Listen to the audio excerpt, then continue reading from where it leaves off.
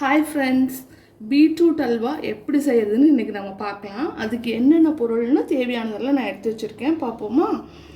Beetroot வந்து ஒரு medium size 4 beetroot சிறவே எடுத்து வச்சுருக்கேன். ஒரு டம்ளர் பால், நெய், நாட்டு சர்க்கரை, முந்திரி. இப்போ தேவையானதெல்லாம் எடுத்து வச்சாச்சு. எப்படி செய்யலாங்கிறத பார்க்கலாம். முதல்ல இந்த பீட்ரூட்டை வந்து நல்லா மிக்சியில் ஃபைன் பேஸ்ட்டாக அரைச்சி எடுத்துகிட்டு வந்துக்கலாம்.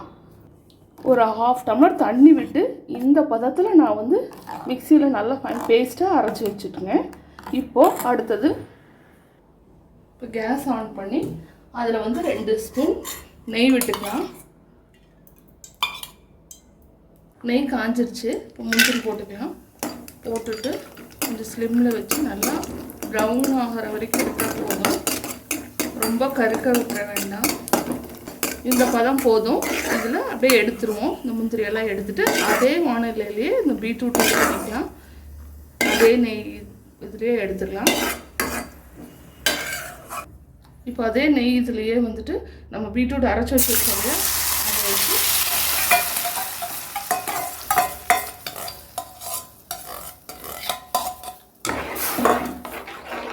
கொஞ்சம் ஹையில் வச்சு நல்லா கைவிடாமல் கிளறிட்டே இருக்கணும்.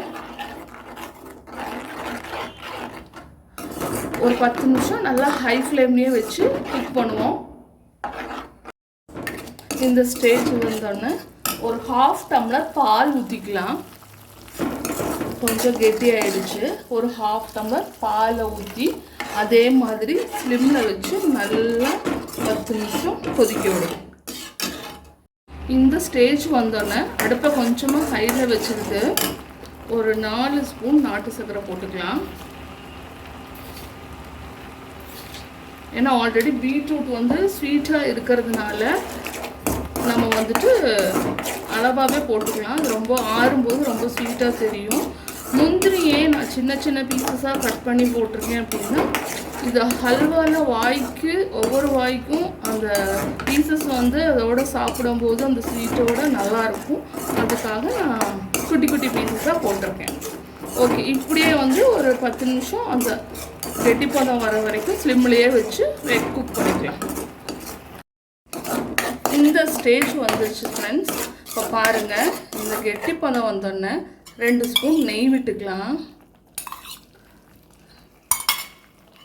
நல்லா ஸ்லிம்லேயே வச்சு பண்ணுங்க. பொறுமையாக பண்ணுங்க. அடி பிடிச்சிச்சுன்னா ஒரு டேஸ்ட்டே மாறிடும். அதனால் ஸ்லிம்மில் வச்சு பொறுமையாக பண்ணுங்கள். ஒரு 10 நிமிஷம் இருக்கட்டும். அந்த நெய்யிலேயே வேகட்டும். இந்த அளவுக்கு வந்துருச்சு ஃப்ரெண்ட்ஸ். இந்த ஸ்டேஜில் வந்துட்டு நம்ம முந்திரியை போட்டுக்கலாம்.